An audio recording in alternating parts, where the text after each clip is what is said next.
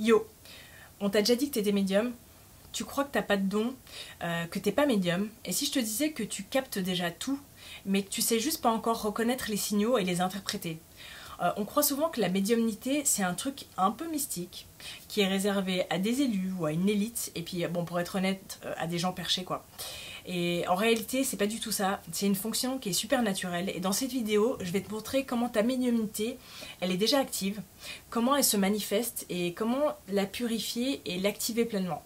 Si ça t'intéresse, continue à regarder parce que on parle de ça. Donc prends une grande inspiration et puis c'est parti.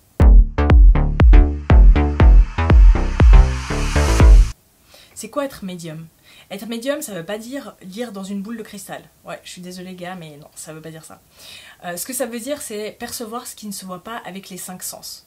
Donc, en gros, c'est ressentir l'invisible. Je dis l'invisible entre guillemets parce que c'est juste que c'est pas visible à nous. C'est comme si tu captes des infos subtiles. Donc, c'est ce que certains appellent l'intuition, d'autres appellent l'instinct, et puis il y en a même certains qui parlent de vibes.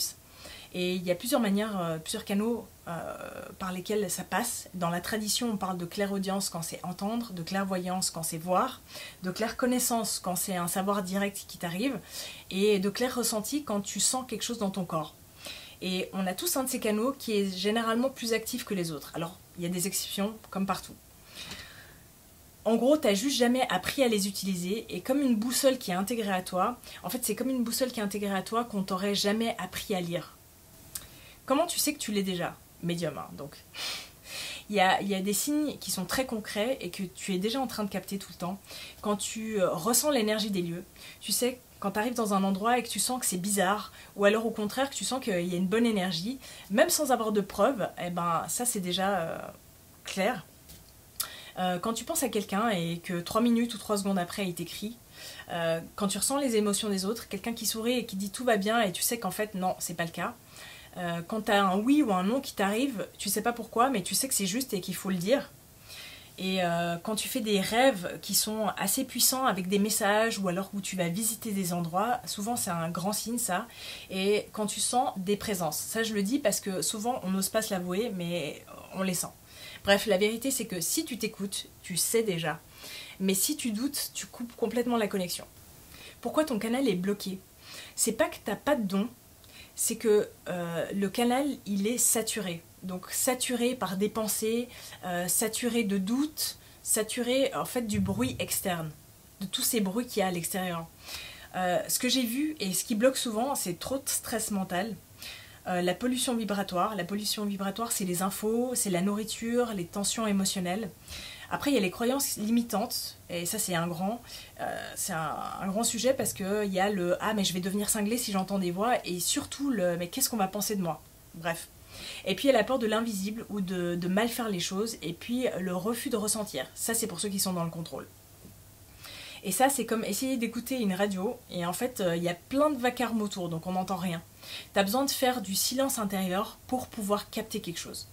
Comment tu purifies et t'actives ton canal? Alors ça c'est super simple et c'est trop cool. Il y a 5 pratiques que je vais te donner pour réactiver ta médiumnité dès maintenant.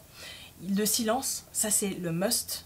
5 minutes par jour, sans téléphone, sans rien. Juste respirer et écouter. Après ce que tu peux faire c'est créer un petit carnet médiumnique où tu notes tout ce que tu captes, que tu ressens, que tu pressens. Même si ça semble rien, même si ça a l'air ridicule, tous les jours tu notes. Tu prends un moment pour noter. Après, tu as l'hygiène vibratoire, donc nettoyer ton espace, ton alimentation, ton corps, ton mental, et aller dans la nature. Le vivant t'aide à recalibrer ton système et c'est super important. Et surtout, cesse de te juger. Accueille ce que tu reçois sans chercher à analyser tout de suite ce qui se passe. Ça c'est un must aussi.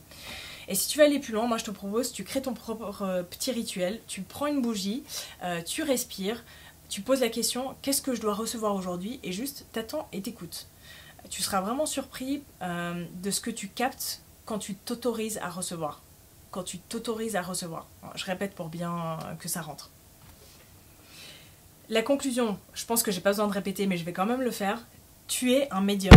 Pas demain, pas après un stage, pas après qu'un gourou t'ait dit c'est bon, maintenant t'as payé 1000 balles, tu l'es. Maintenant tu l'es déjà. Ta seule mission c'est d'apprendre à t'écouter, à faire de la place et surtout à réaccueillir ton canal pour pouvoir juste le dépoussiérer et le réouvrir. Bref, dis-moi en commentaire si tu te reconnais ou ce qui t'a le plus parlé. Et si tu veux que je fasse une vidéo sur comment différencier un vrai message médiumnique d'une illusion mentale, bah dis-le moi en commentaire aussi.